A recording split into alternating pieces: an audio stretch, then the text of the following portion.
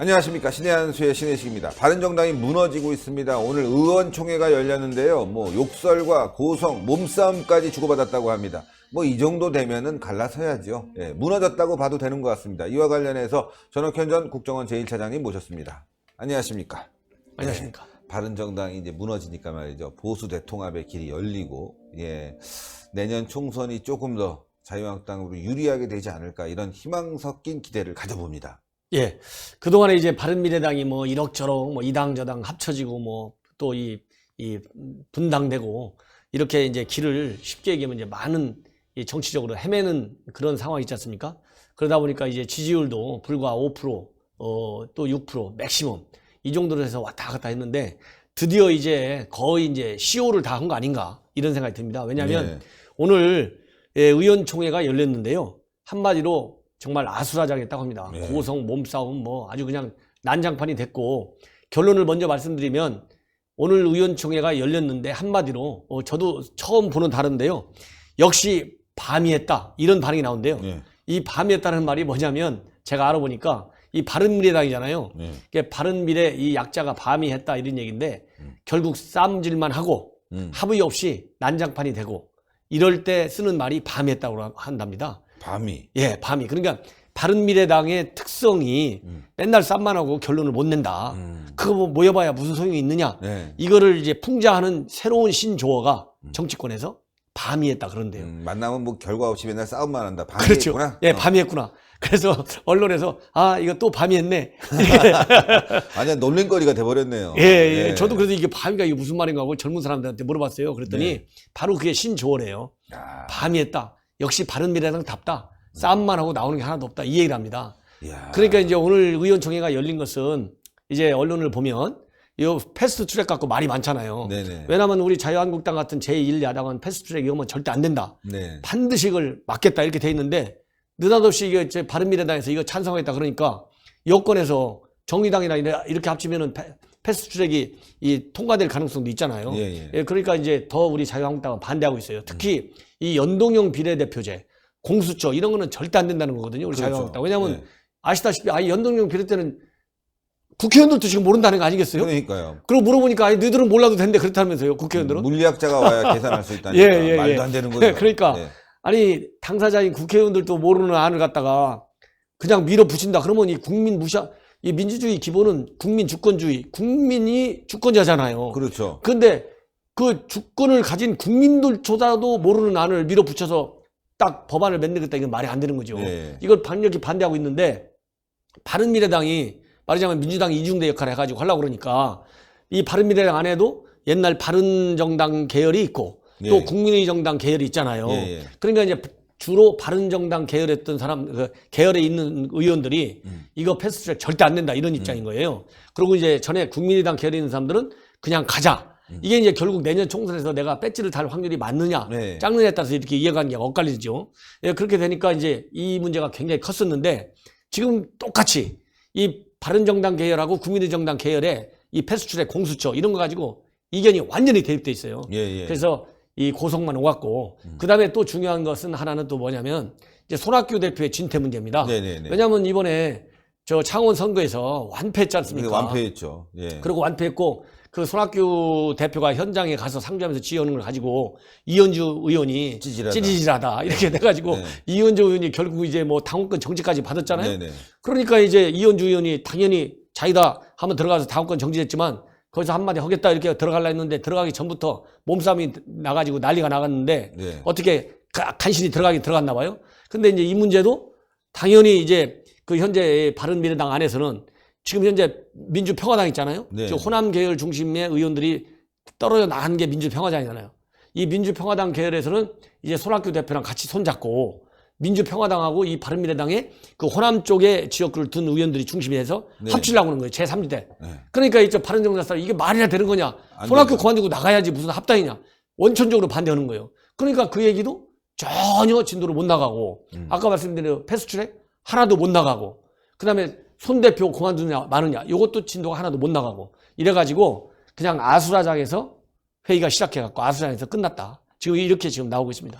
예, 제가 오늘 저녁이죠. 어제 저녁이네요. 벌써 12시간 넘게 또 통화를 하다 보니까 12시간 넘어서 통화를 하다 보니까 그런 일이 있었는데 이현주 의원하고 좀 통화를 했습니다. 밤늦게. 정말 힘들어 하더라고요. 이게 당을 나와야 되는데 말이지. 이거 너무 아수라장이다. 정말 대한민국을 위하는지 모르겠다. 싸움도 못하고 맨날 싸우기만 한다 하면서 하소연을 하시더라고요. 근데 지금 보니까 바른미래당이 패스트트랙, 그러니까 이번에 그 선거법 개정안과 관련해서 반대하는 이유가 아무래도 자유한국당에 돌아오는 것이 훨씬 더 유리할 것이다.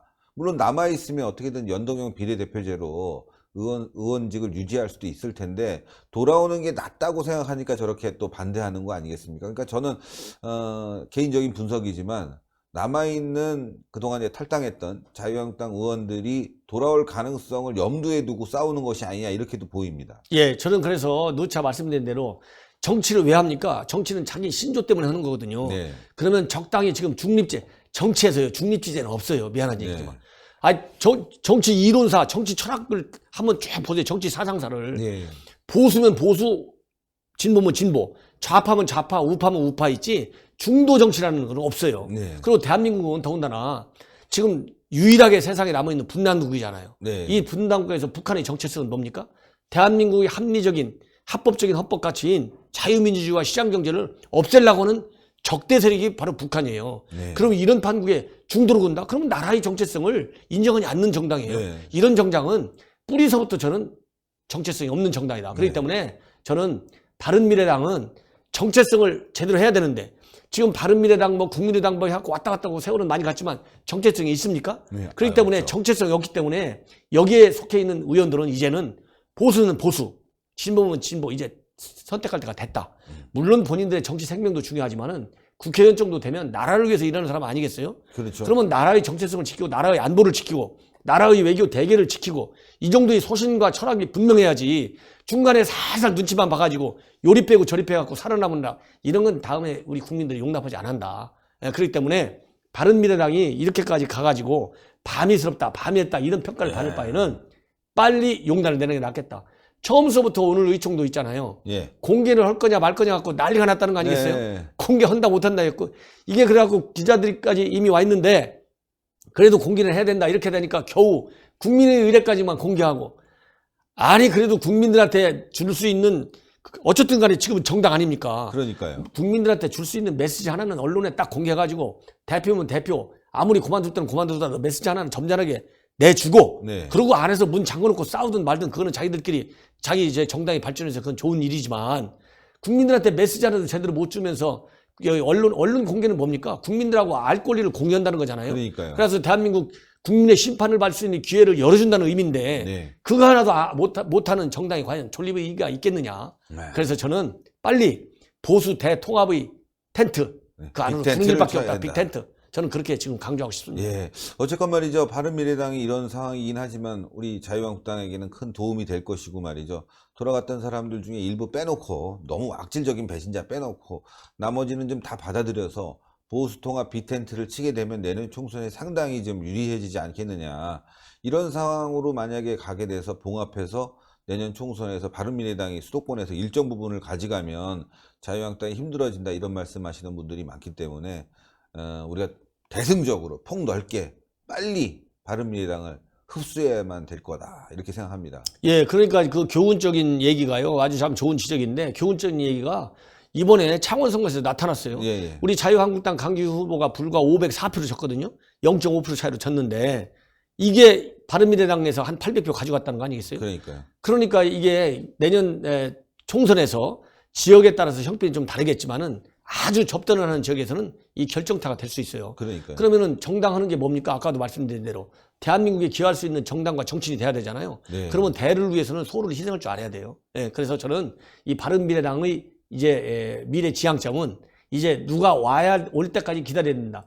누가 지금 해외에 있기 때문에 뭐 속속들이 현 상황을 이해하기 어렵다. 이런 식으로 지금 강 건너 불 구경하듯이 얘기할 때가 아니다. 이제 당당하게 딱 옷 벗고 나와가지고 한국당이면 한국당, 평화당이면 평화당, 또 뭐 자기네들끼리 또 제3당당, 상정당 그렇죠. 네. 딱 이제 선을 그어야 된다. 그래서 이 자유한국당에 본래 몸을 담궜던 사람들은 본래 자기의 가치가 보수 지향적인 그런 정치 철학을 갖고 있을 거 아니겠어요? 그러면 큰 집으로 돌아와야죠. 본래 뭐 부부 자식 간에 싸우다가도 자식들이 나중에 밖에 나가서 돌아다니니까 자기 집만큼 좋은데 자기 부모만큼 좋은 사람이 없어서 다 돌아오잖아요. 예, 예. 그런 것처럼 여기도 빅텐트 안으로 자유한국당 안으로 들어와야 된다. 예, 저는 그런 생각이 듭니다. 예, 아유, 오늘도 좋은 말씀 감사드리고, 전옥현의 안보정론TV 여러분들 많은 시청 부탁드리겠습니다. 이제 20만을 향해서 달려가고 있으니까 여러분들의 구독 부탁드리겠습니다. 대단히 감사합니다. 감사합니다. 예, 바른미래당 빨리 붕괴됐으면 좋겠습니다. 예, 오늘 새벽에 이현주 의원과 통화했는데 정말 나라 걱정이 많더군요. 예, 바른미래당이 잘 가면 무슨 걱정이 있겠습니까? 함께 단합해서 이 문재인 정권과 싸워야 되는데 그게 아니라 오히려 간접적으로 도와주려고 했고, 이번 창원 선거에서 그 결과가 나왔으니 이현주 의원의 그 답답한 마음 다 이해할 수 있을 것 같습니다. 자, 여러분들, 그러나 우리는 승리할 수 있습니다. 이런 진통을 겪어가면서 내년 총선 승리를 위해서 달려갑시다. 대한민국을 살립시다. 자, 그러기 위해서는요, 여러분들 동그랗게 올라가는 신의 한 수 구독 버튼 눌러주시고, 추천 버튼 눌러주시고, 댓글로 많은 성원 부탁드리겠습니다. 대단히 감사합니다. 감사합니다.